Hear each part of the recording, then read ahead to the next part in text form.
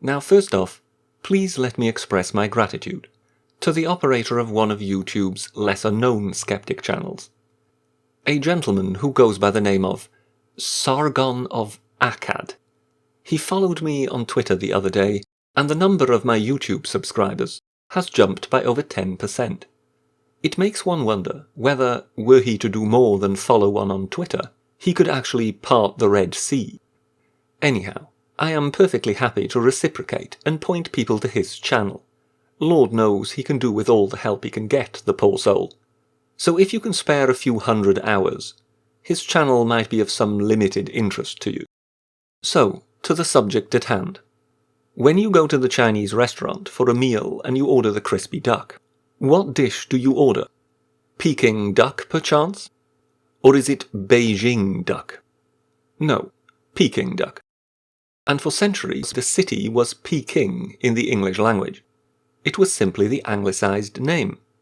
Then the white guilt mafia took over, and suddenly it was Beijing. I remember many years ago, the British Foreign Secretary Douglas Hurd brought up this very subject. Why do we refer to the Chinese capital as Beijing? Do we refer to the French capital as Paris, the German as Berlin, and the Italian as Roma? No, we call them Paris, Berlin, and Rome, and no one has a problem with that. The capital of Russia is Moscow to us, not Moskva. But those are white people. We do not owe them anything, apparently. China, however, that is different. There was colonialism, imperialism, terrible deeds. For some reason, our post-colonial guilt only applies to the cities. The country itself we are still permitted to call China. Who knows why? As for all this imperialism, China is effectively the oldest continuous empire on Earth. Thus to talk of Western imperialism is a bit steep, really. As for colonialism, were the Western powers really that bad? China executed the last person by means of Ling Qi in 1905. Ling Qi was the death by 1,000 cuts. They would literally kill you one slice at a time, assuring you lived through it as long as possible. Crowds would readily gather to gawp and watch. They also happened to do this to several Westerners. The colonial powers were not amused. But we were the barbarians, so we are told, because we happened to burn down the emperor's summer palaces when we took Peking in 1860 at the conclusion of the Second Opium War. Had the limb-slicing Chinese been given half a chance to conquer London, Paris, or New York at the time, what do we think they might have done to these cities and their populations? This bizarre shame which has been inculcated into the West, this rejection of one's own past accomplishments, seems like a cancer. It is healthy to be aware of one's past misdeeds, and Britain for one most certainly did get things wrong. The Irish potato famine, the Amritsar massacre, the pointless obliteration of Dresden, to name just 3. The British, perhaps more than any other species of man, have a peculiar awareness of their past shortcomings. That is perfectly fine. But ask a Chinaman where his people ever went wrong. Ask an Indian, a Zimbabwean, an Indonesian, a Turk, or an Egyptian. Apparently those countries, as well as many others, are completely free of sin. Wrong was only ever done to them, never by them. Meanwhile, the former colonial powers wear hair shirts and endlessly prostrate themselves before the world, apologizing for this deed or that. But on balance, for all their power, countries like Britain and France seemed to have been fairly restrained, given what they could have done, given what others in their place would have done. They seemed to have been fairly benign powers, civilized powers, civilizing powers, not least as they did not indulge themselves in deaths by 1,000 cuts. They ruled not by terror. In that regard, I loathe the relativism with which some will view the civilizations and cultures of this world. All is equal, apparently. To my mind, though, there is a scale. And yes, the great Western cultures top this chart.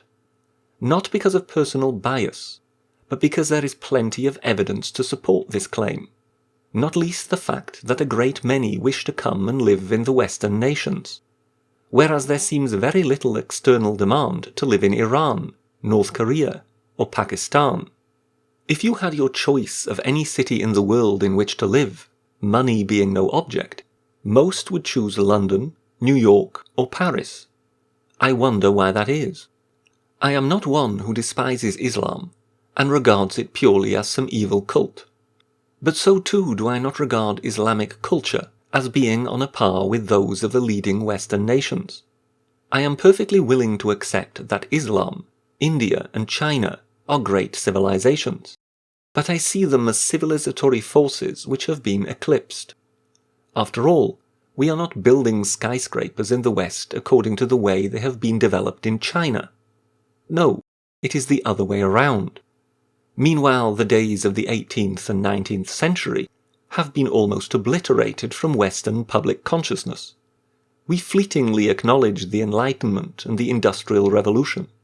Other than that, it was all monstrously cruel and unfair. In 1704, a British army under the Duke of Marlborough raced across Europe to head off the French at the Battle of Blenheim, or Blenheim as we call it, in order to save Vienna. You could ask most people here on the streets of Britain, and no one would know.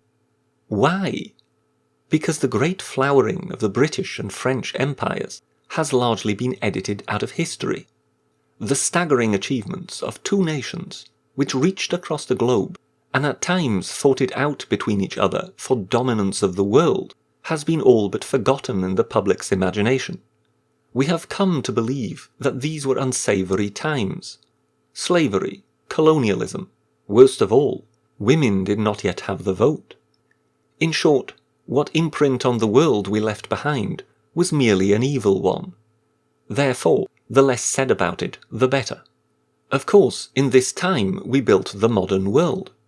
From that little skirmish in the backwoods of America, in which some people still believe to have achieved something by crossing a river in a rowing boat, to Napoleon spreading the French code of law across Europe, granting the serfs rights, and Britain taking to global trade. People are told to feel guilty, not least white people, for these staggering achievements, which had we left it to the rest of the world, we might still be waiting for today, were achieved by white people, because France and Britain happen to be indigenously white. The legacy of Europe's culture is gargantuan.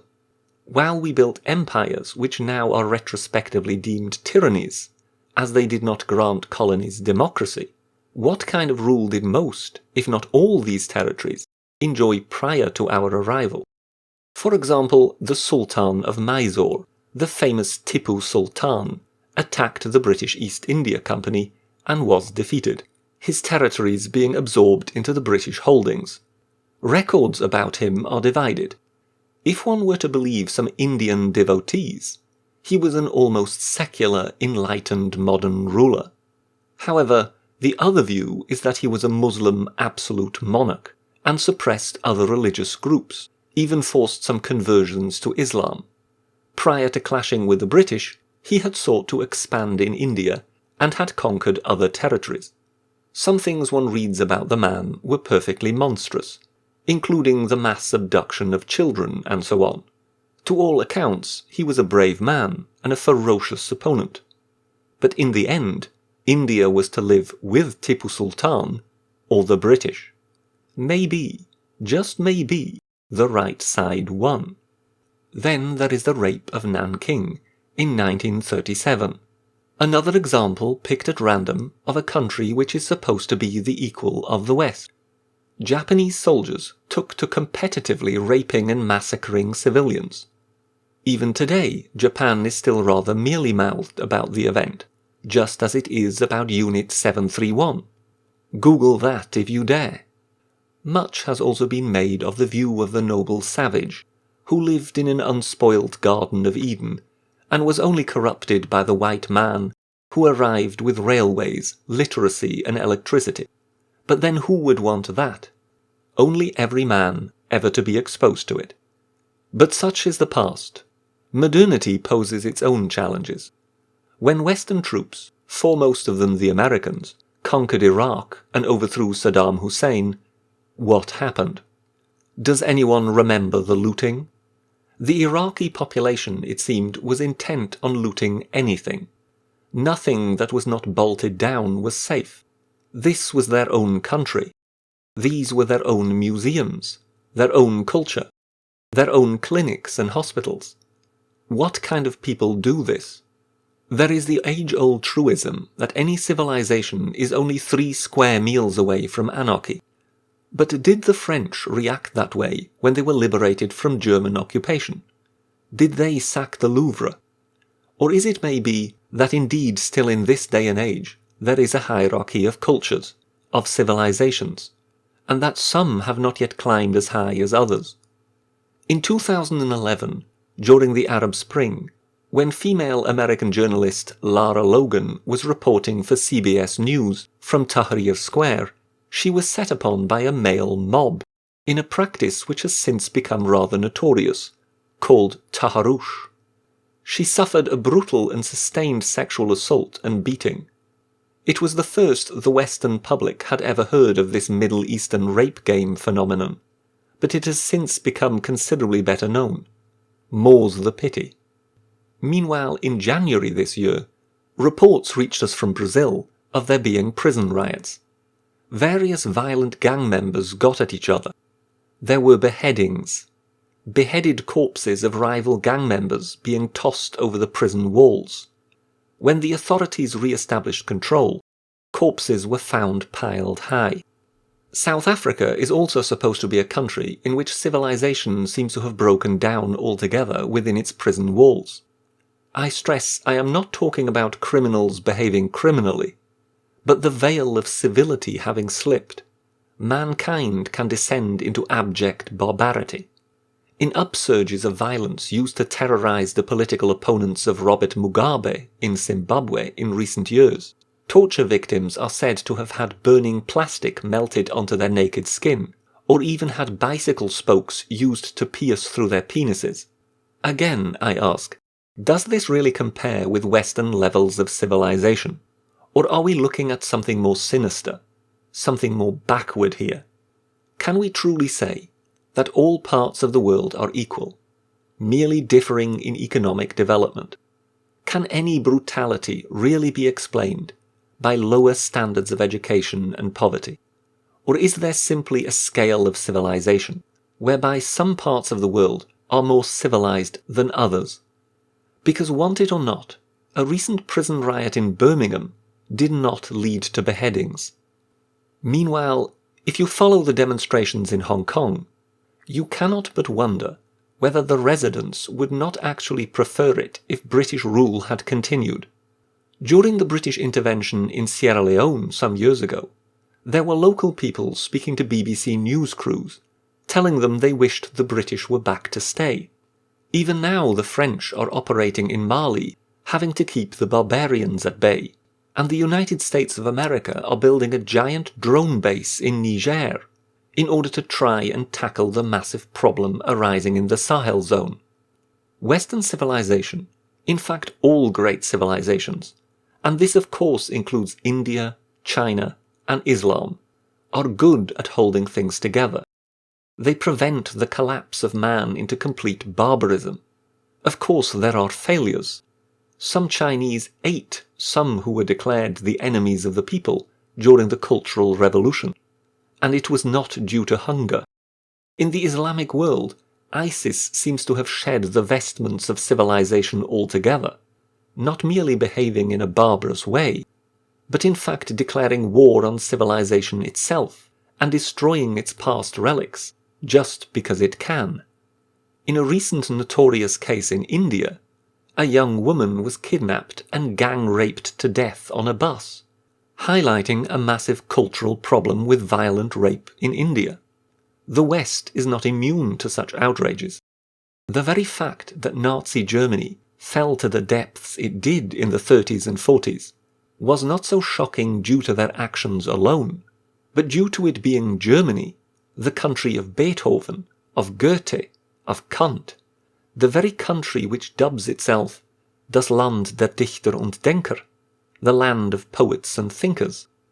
So all the world's great civilizations are capable of succumbing to committing atrocities. But when we look at it honestly, we must accept that the West is the most advanced and most amiable of civilizations. It has evolved the furthest, accepting peoples of stark contrast and differing religions and cultures, whereas all other great civilizations are still racked by ethnic violence and religious intolerance. To claim the West superior is not mere chauvinism. It is not hubris. It is to be honest in the face of the obvious. To try to claim that these things are relative, in order to seek not to offend adherents to other cultures, is consciously to state what you know not to be true. And the West is the highest of all civilizations right now, and has been for a very long time. It is this elevation of the West which gave it the power to colonize other peoples. And when we did, we brought with us not merely exploitation and snobbery, as is always claimed, but we bestowed upon our colonial subjects also a great deal of our advanced civilization. We helped, at least to some extent, advance the people over whom we ruled. Further in the past, this concept of colonization and civilization was more pronounced. See what work the Romans did in much of Europe and the Mediterranean basin.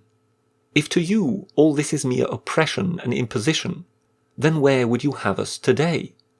If a civilization which brought basic law, organization and literacy to backward peoples is of no value to you, and is merely guilty of disrespecting indigenous cultures, then I cannot help you. For you would sooner see people live in the darkness of the ancient rustic past than raised to civilization and a culture of learning. The British and the French empires, more than anyone since Rome, gave the colonial dominions schools, universities, railways, advanced concepts of law and justice. They suppressed slavery and piracy, and opened up the world to trade and much greater prosperity. It is hard to see much bad in that. It is hard to see only the exploitation of brown people by whites, especially when we all know that had those empires not arrived, the local populations would have been exploited just as much, if not worse, by ruthless local warlords. The West is a force for good. We have been a force for good for a great length of time by now. This does not mean that we are perfect. It is unfair to demand perfection of us, for we remain human. But we are not throwing decapitated bodies over prison walls. We have not recently arisen from torturing people to death in public. We are in fact the great humanitarian hope of mankind. For among all nations of this world, it is we who hold ourselves to the highest standards. It is high time that we let go of this guilt. That is all from the Cyberpass for now. Thank you very much, and goodbye.